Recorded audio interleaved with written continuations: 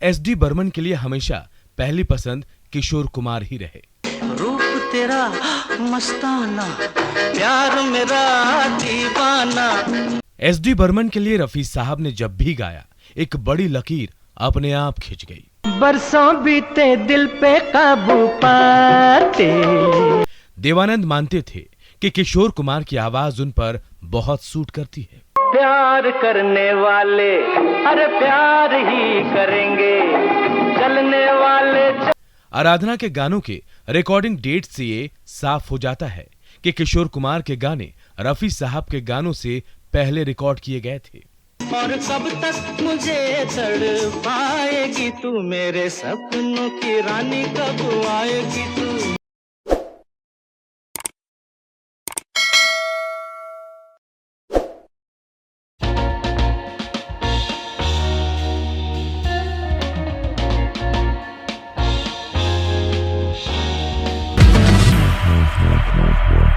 नमस्कार, black and white में आपका स्वागत है।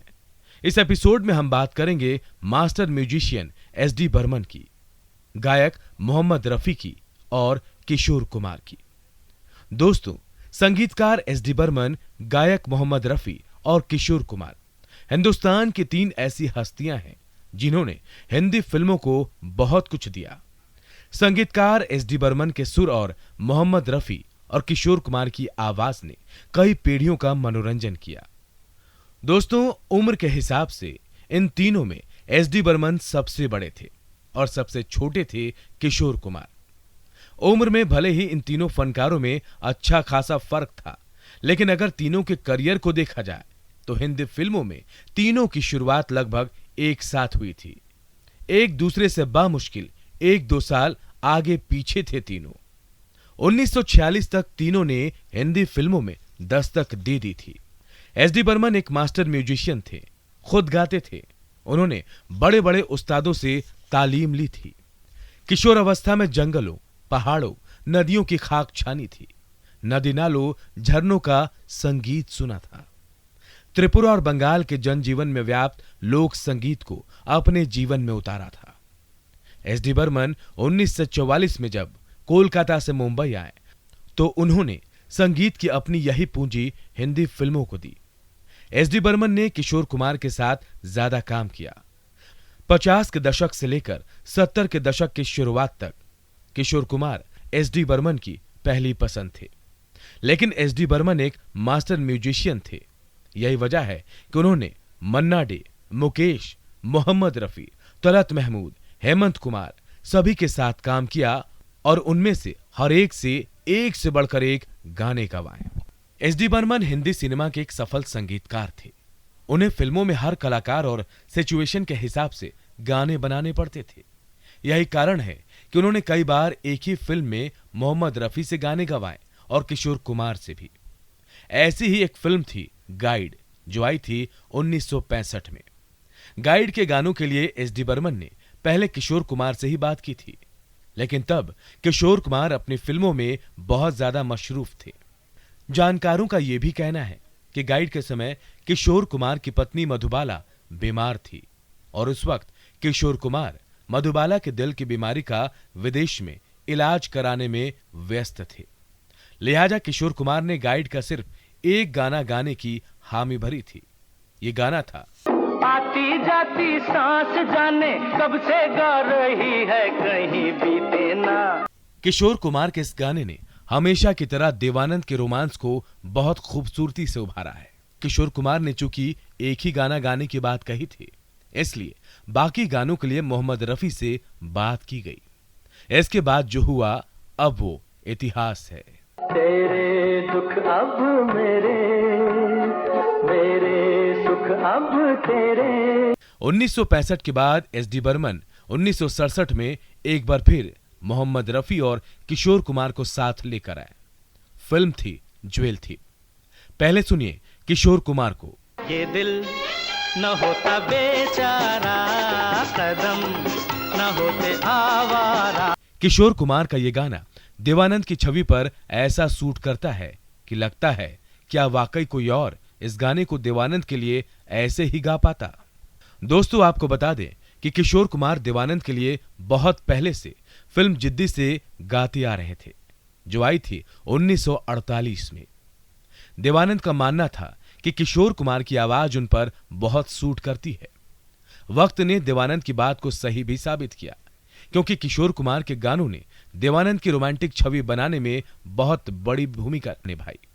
दोस्तों, इस फिल्म में देवानंद पर फिल्माया गया मोहम्मद रफी का भी एक गाना है। दिल पुकारे आरे आरे आरे। एसडी बर्मन की खासियत ये थी कि वो देवानंद के लिए मोहम्मद रफी का आवाज का भी ऐसा इस्तेमाल करते कि सामने आता तो सिर्फ देवानंद का रोमांस। सुनने वालों को पता ही नहीं चलता कि देवानंद के लिए कौन गा रहा है। ऐसा कमाल एसडी बर्मन जैसा गुणी संगीतकार ही दिखा सकता है। 1967 के बाद आया साल 1968 और फिर 1969। 1969 में एसडी बर्मन ने फिर संगीत का एक खूबसूरत गुलदस्ता तैयार किया। रंग बिरंगे सुरों और धुनों से सजा गुलदस्ता। इस फिल्म में भी एसडी बर्मन साथ ले आए मोहम्मद रफी और किशोर कुमार को। रूप तेरा मस्ताना, प्यार मेरा दीवाना। यह गाना है फिल्म आराधना का, उसी आराधना का जिसने 1969 में फिल्मी दुनिया में हंगामा मचा दिया था। उसी आराधना का जिसने राजेश खन्ना और किशोर कुमार दोनों की शोहरत को बुलंदी के आसमान पर पहुंचा दिया था। इस फिल्म में किशोर कुमार ने 3 गाने गाए। नैना कजरा रे मतवारे ये इशारे। रफी साहब ने 2 गाने गाए। रुत ऐसी है कैसी ये पवन चली गली गली, गुनगुना रहे हैं भंवरे, तुमको मुझसे प्यार है। ना ना ना ना ना ना ना ना ना। 1969 में आराधना सुपर डुपर हिट हो गई, लेकिन इस फिल्म ने फिल्मी दुनिया में व्यावसायिक सफलता को एक नया आयाम दे दिया। बाजार में अपनी सफलता को बेचने की चुनौती। कलाकारों फनकारों के करियर पर भी इसका काफी असर पड़ा। फनकारों के प्रशंसक भी 2 भाग में बट गए। आराधना के गानों को लेकर आज भी 2 बातें कही जाती हैं। एक तो ये कि आराधना के लिए पहले रफी साहब के गानों को रिकॉर्ड किया गया था, उसके बाद रफी साहब हज के लिए मक्का चले गए थे।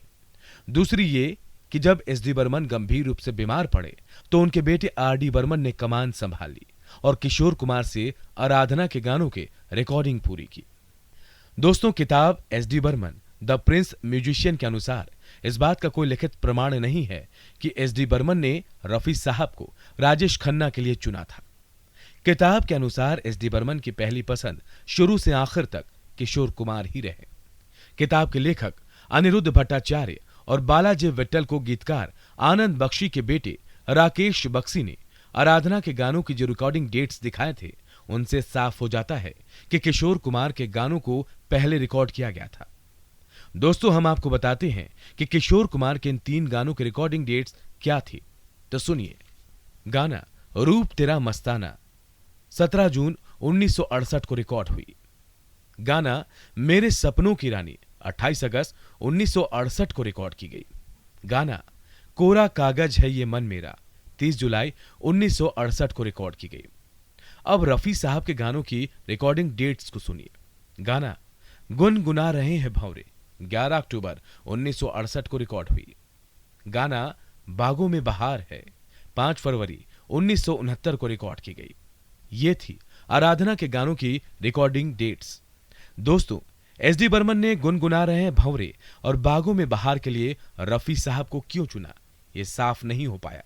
जानकारों के अनुसार हो सकता है कि एसडी बर्मन ने इन 2 गानों को इस फिल्म के दूसरे अभिनेता के लिए तैयार किया हो, क्योंकि पहले यह तय हुआ था कि आराधना में राजेश खन्ना के अलावा एक और अभिनेता होगा।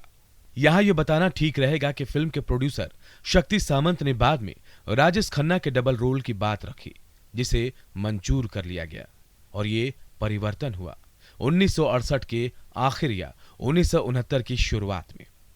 दोस्तों, आपको याद होगा कि फिल्म आराधना में राजेश खन्ना का डबल रोल है और इस फिल्म में रफी साहब ने जो 2 गाने गाए हैं उन्हें राजेश खन्ना के बेटे पर फिल्माया गया। आज इस एपिसोड में इतना ही। अगले एपिसोड में एक नए विषय को लेकर हम आपके सामने फिर होंगे हाजिर। तब तक के लिए हमें दीजिए इजाजत। नमस्कार। तुमको मुझसे प्यार है। ना ना ना ना ना ना ना ना ना।